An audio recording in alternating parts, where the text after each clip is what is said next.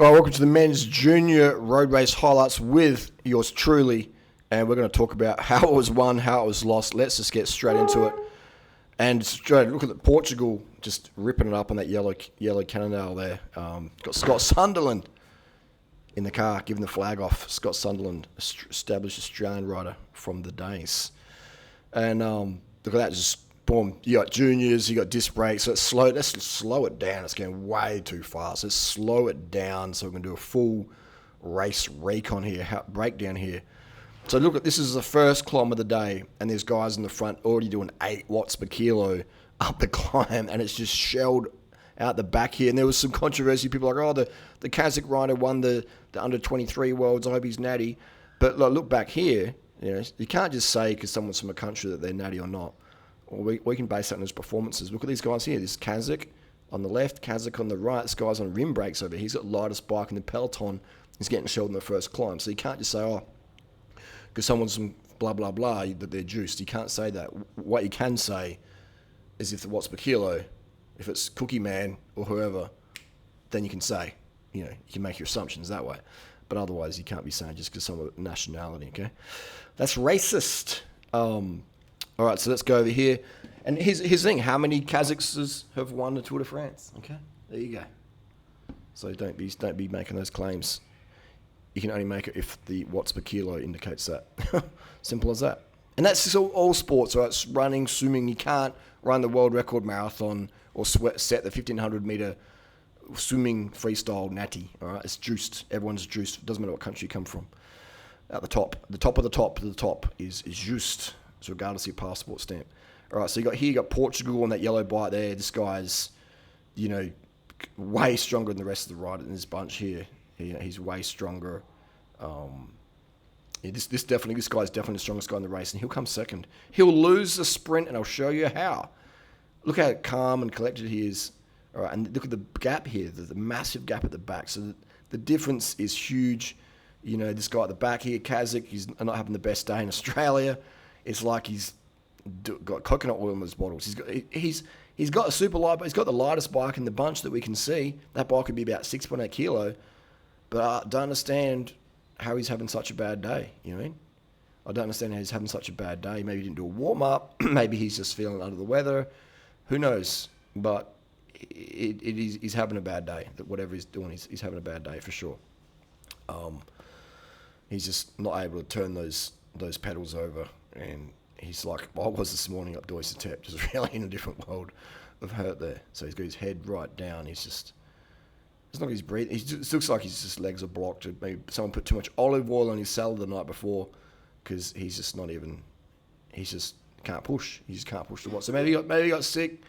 Maybe he's got some booster side effects or whatever. Who knows? But not the best way to start your world championships. Not a good experience in Australia. This guy's like, I ain't never come back to Australia. Fuck Australia. Fuck these seagulls. Fuck these magpies. I'm going back to Kazakh. Been a crew, I'll get me on this private jet out of here. Let's go back to the front of the race here. You can sort of see Portugal, another Portuguese rider on the left there. They're very strong, aren't they? The Portuguese, this in today's race, very, very strong showing up the front, marking everything, looking relaxed. Look how calm this dude Portugal looks. Got some good fruit in Portugal out here. You see these guys. No one's running gloves. We're about to see a big, big crash here. A big crash that took out one of the Belgian favourites. Unfortunate crash. A disc brake crash. All right. Another disc brake crash. I mean, you got disc brakes in the wet, the worst thing to have, man, on a road bike. People think they're riding motorbikes. Mate, these tyres are so skinny. Look at this dude in the white line, man. I'm not sure if he understands that the white lines in Australia are slippery, but he's doing the super tuck with no gloves and disc brakes in the white line. And he's about to hit it again. I think this guy is the one of the guy who crashes. This guy has a massive crash. Yes, he does. Damn, this dude. So this guy is just like, kamikaze on the downhill, way too confident, hasn't had a big crash. Today's crash is going to, unfortunately, humble him. And let's hope he's okay from that crash because that was horrific. He was definitely concussed. So you can sort of see here, they're coming up to a right-hand corner, and this is the camera motorbike or the camera car. Putting on the brakes, the red light comes on. So these guys are, okay, we've got to slow up for the corner. And you can sort of see their body language there. They're starting to hit the brakes. they're starting to bunch up a bit here, and then someone's going to brake too hard, and then boom, we're going to slide. He's slid out. This guy's slid palms, and he's hit the deck hard. You got Portugal over here. He's looking down, going, "Well, how the fuck did you just crash, bro, on a straight road?" Another guy's hit the brakes coming down. This guy here, he's got his leg out. He's going to go over the bars. It looks like, or does he hold it up? And then him, boom, here we go. This guy here is massively concussed. He's got a big dent on top of his helmet. You know, you got some volunteers or whoever over here. You got the Belgian guy on his back. He's macked up. And you got this guy over here going, "What the fuck just happened? How did we crash on a straight road into a corner?" It was pretty even. You got a seat post and saddle on the ground there. All right, you got a water bottle over here. This guy is going to struggle to put his chain on. He's definitely concussed. Look, he doesn't even know that you can just jump on your bike, start riding, put it in the little ring, and it will just jump on. Just pedal slowly at 100 watts, 50 watts, and your chain will go on. He can't even put the chain on. He's so concussed. Right, and he's standing with his back to traffic. People, what's this volunteer going to do? She's just going to let him stand there. She's just going to watch. Oh, she's going to look away. She's probably doing Sarah Wilson's sugar-free diet. She doesn't know what she's doing. She means well, but she's got no clue, you know. Just got no idea what to do. Like she's Wilson's security. That explains it all. She's going to stand there. You know, she's not going to secure the safety of this young individual over here who's clearly concussed. He's got all his skin. She would have seen all that skin gone. And this guy over here in the UCI jacket just runs straight past him. Like, this guy should get off the road. Like, say, "Hey, buddy, come off the road, mate." You know, like, there's riders still coming down. There's cars. There's traffic. There hazards. Yeah, sure, he might be parked a bit behind this camera motorbike, but that's not much protection. We've seen that what happens in certain races. So this kid's trying to put his chain onto his hands. He's concussed. His helmet's cracked at the top. He's going to need a lot of freaking road rash bandages there. It's unlucky. This is the kid I was telling you about before, riding on the white lines in the wet at speed, doing the UCI Legal Super Tuck edition. And now this is what we're talking about. These guys, you know, he's going to ride his bike a lot differently after this. Hopefully he's okay. He needs to go straight to hospital and get a CAT scan on his head, and I'd recommend an MRI on his spine to see if he's got any fractures or bulge discs or whatever herniations on his cervical, you know, situation there. So definitely. It's carnage, man. Disc brakes got to be banned. UCI, do your bit. Ban disc brakes on road bikes. It's too dangerous in the wet, especially. At least ban disc brakes in the wet. It's just they cause lockups too easy, and they cause crashes, man. How many people have to get injured before UCI will do something about it? UCI doesn't care about the rider's safety, though. They don't care about that at all. They pretend they care. They don't. If they cared, they would legalise the juice, so people don't have to take dodgy stuff and they can do it whatever, you know, under proper supervision, without the stress and blah, blah, blah, and the mental health issues of living on the run. Anyway, so here we go back to the head of the race. We have Portugal, we have Germany, Deutschland, and we've got a few other riders, various nations here, but these two here, guys, these two guys, slurring my words, too much nullable white. You can see that Portugal over here, looking back, look at his front wheel. This guy, his front wheel, he's just all over the place. He's definitely the strongest. Look, he's the animator of the race, attacking. But his front wheel, man, dude, stop snaking that front wheel. What are you doing? Look at that front wheel. Maybe it's just a flexi Super 6 frame, but his front wheel is just snaking. Like, yeah, you rock your bike side to side. Yes, you do that. But look at the snaking of his front wheel. Like, this dude's doing extra miles. If you look at his speedo, he's probably like doing an extra 2Ks of the race. Like, literally. He's the strongest guy in the race. He's like, this guy's Julian Alaphilippe's love child from Portugal holiday back in 2010 juniors. So it'd be like, I don't know. Yeah, back in the day when Julian Alaphilippe had his first run-ins with the Portugal lady of the night. This is his love child. Look at that Alaphilippe beard. So he's got he's got his shallow section rims there. Good choice, man. That's the choice I would have chose, plus rim brakes. But yep, shallow section wheels. You don't need deep sections in Wollongong. Crazy. You know, they're only averaging 43 k an hour. I mean, like, you don't need deep section wheels for that. Plus the wind, etc. But it's a climb. It's a climber's day. It's, a few thousand meters of elevation there. So this Portuguese guy got the best bike he could for the day, whilst keeping sponsors happy. And the reason why we don't see that many rim brake bikes in this field is because a lot of these kids would be on teams already, and they're just They got to ride what they're given. This is how it is. This guy here riding a SL7 flex machine. Look at that. It's Portugal. This guy is definitely the strongest of the bunch. All right, freaky strength. He should have won, man. I'll show you why he doesn't win. Look at his front wheel. Well, it's not too bad now, but yeah, here we go. He starts the snaking. Little snaky wheel. All right, just like, dude, hold the bars straight. Rock the bike like a metronome, but hold your bars straight. The headset shouldn't be moving around like that. This guy would wear out headset bearings like no tomorrow. So these guys doing a bit better, less snaking. This is German precision. Bit the front wheel, less snaking over here. This guy on the right though, he's snaking a bit too much.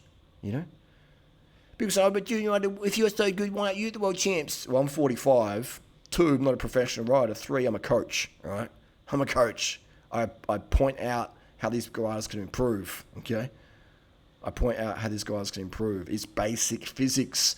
If your wheel is in a straight line, you do a shorter distance. If you snake your wheel around, you do a longer distance. And in bike racing, where it's won by like a centimetre or 2, it makes a difference, especially after 140k odd. All right, so this is the second Herzog on the chase. So Portugal's attacked. It's 4k to go. There's 7-second gap between them there, and then there's 32 seconds behind them is the gap. So that's 7 seconds. So he could hold that off, but he's not gonna back himself. He's not gonna back himself. He's going to start looking back and start to doubt himself and go, oh no. So this guy, Portugal has the physiology, but Herzog has the psychology. Okay, and look at he's looking back. So he's looking back and he decides to sit up, which is, it's a 50-50. You know what I mean? I would have just kept pushing the watts, bro. Keep pushing the watts, man. You know what I mean? Now he's increasing the rate. Now he sits up. He sits up even. All right.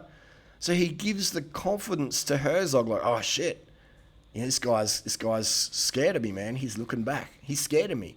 So he's enabling Herzog's psychology by saying, hey, look, I'm scared of you. I'm going to look back. Oh, he has a drink. That's good. So that's what we'll do down. So Portugal's on the hydration, sugar intake. So he's very smart. Look at that. He's wow, that dude's getting coached very well with the sugar and water. He has a drink. He's only got 2.9k to go. But he understands, all right, hydration and sugar essential. So he has a bit of a sip of sugar, sip of water, sip of sugar water, and then he's just going to catch his breath for a second. Yeah, this isn't a bad tactic, but it's not a good. It's sort of a 50-50 tactic. I would have, if I was him, just held the watts on, bro. Held the watts on. Go for the solo win. Now he's doing a 50-50. He might win, he might lose, all right? And he's going to lose. I'll show you how he loses. He's definitely stronger than Herzog. Like Herzog was about to pop, okay? So now he's sitting up, and Herzog's going to roll around. Look how fresh Portugal looks, Dude, you should have kept going, mate. You shouldn't look. This is going to plague you for the rest of your life. You shouldn't have looked back, mate. Just go the whole way. So now Deutschland is going to have a bit of a word to him, So look at that. Like he just, Herzog's fresh. Look at the skin tone, the skin color. Not even flushed at all. Just looking very, very fresh. Very, very fresh. And they're talking. They're talking in the race. Herzog was saying, am I going to win? Blah, blah, blah. And you can sort of see the diaphragmatic contractions here of Herzog. He's definitely on the limit. He's really breathing from the diaphragm, which is good. But look at Portugal's diaphragm. Not even breathing that much, man. Look at that. All right. So look at the diaphragm. His belly's not going in that much. So Portugal's not on the limit. But look at Herzog. He's recovered a little bit. These guys recover so quick, don't they? Damn.